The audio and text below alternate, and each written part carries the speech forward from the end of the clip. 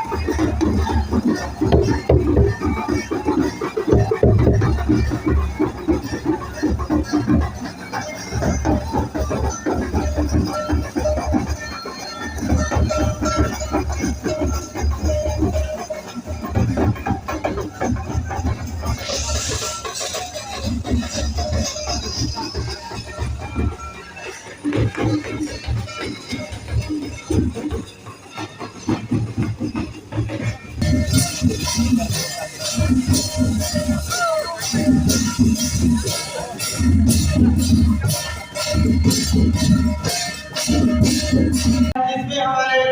मुख्य रूप से हमारे अतिथि हमारे बीच उपस्थित हो चुके हैं। सर्वप्रथम मैं हमारे बीच के मुख्य अतिथि के रूप में आए हुए हमारे आदिवासी परंपरा स्थानीय श्री भागलकोट के अध्यक्ष सम्मानीय विकास मकाम जिसे आग्रह करूंगा कि वो मंच में आकर अपना स्थान ग्रहण करेंगे।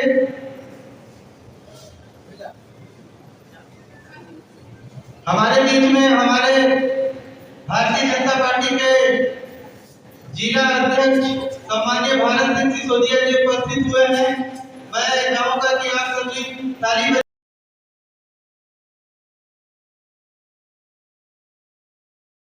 सत्यानाथ महकरानी, छगरू राम,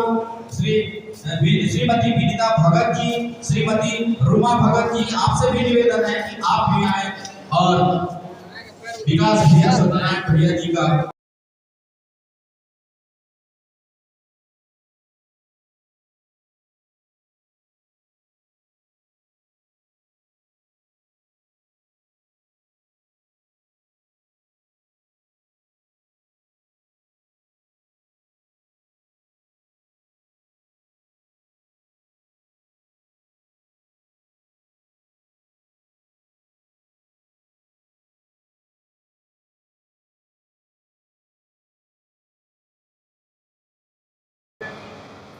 और भारतीय जनता पार्टी के हर एक कार्यकर्ता के कठोर परिश्रम की वजह से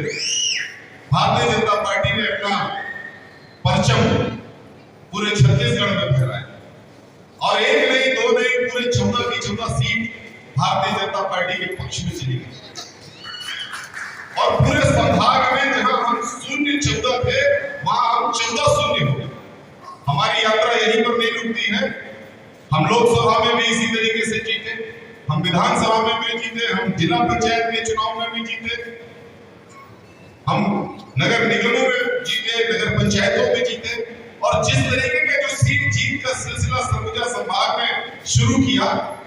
उससे हमारा प्रदेश नेतृत्व और हमारा राष्ट्रीय नेतृत्व बहुत प्रभावित हुआ। और जब उनको ये सारी बातें पता चली तो उन्होंने सरगुजा जिले को अपने विभिन्न प्रकार से नवाजने का काम किया, सरगुजा संभाग को नवाजने का काम। सबसे पहले तो हमको जिस बागलकोट के नवनियुक्त अध्यक्ष हम सबके मार्गदर्शक पूर्व प्रदेश अध्यक्ष भाई विकास मकान हम सबके बीच में है, जोरदार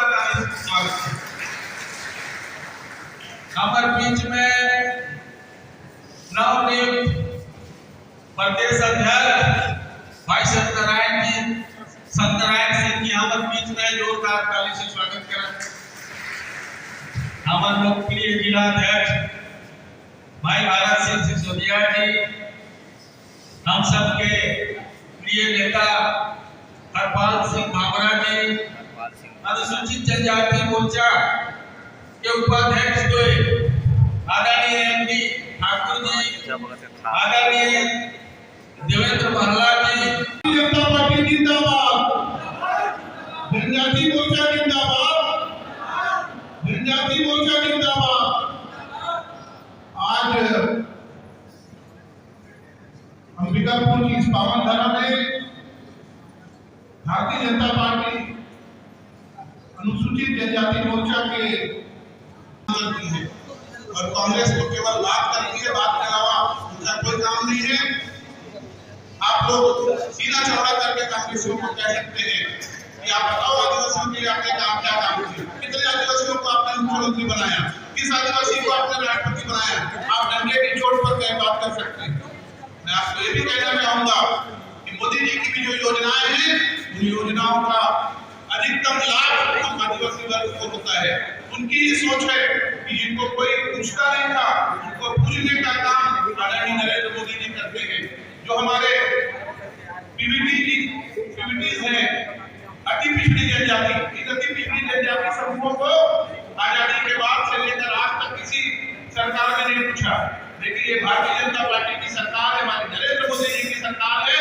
जो प्रधानमंत्री जनधन योजना के तहत उनके घर बनाने का काम कर रही है, उनके यहाँ पेयजल पहुंचाने का काम कर रही है, उनके टोलों में पक्का सड़क पहुंचाने का काम कर रही है। हमारे राष्ट्रीय उपाध्यक्ष अनुसूचित जनजाति मोर्चा के राष्ट्रीय उपाध्यक्ष सम्मानीय कमलभान सिंह जी, एक बार जोरदार उनके लिए आप करतल ध्वनि से उनका स्वागत करें। आदिवासी परंपरा और हमारे जिले के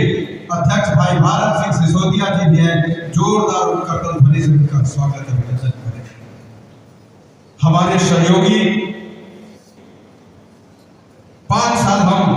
सबने विकास भाई साहब के नेतृत्व में जो अनुसूचित जनजाति मोर्चा के प्रदेश के उपाध्यक्ष सम्मानीय एमडी ठाकुर जी, डॉक्टर देवेंद्र प्रहलाद जी और मंच पे विराजमान हमारे सभी जिला के अध्यक्षगण, आप किसी के सिफारिश पे मत जाइए कि विधायक जी बोले, सांसद जी बोले, सत्यानारायण सिंह बोले। आपने 5 साल संगठन चलाया है हमारे जिले में, आपको पता है कि हमारे संगठन में अनुसूचित जनजाति मोर्चा में कौन व्यक्ति एक्टिव था, कौन कार्यकर्ता एक्टिव था, कौन सरपंच एक्टिव था, कौन बीडीसी एक्टिव था, कौन जिला पंचायत सदस्य एक्टिव था, या हमारे संगठन के कौन पदाधिकारी एक्टिव था जो भारतीय जनता पार्टी के लिए दिन रात मेहनत करके जो सरकार बनाने का काम किया। ऐसे नामों को आप चिन्हांकित करिए और चिन्हांकित करके दीजिए और हम एक सशक्त और मजबूत अपने टीम का घोषणा करेंगे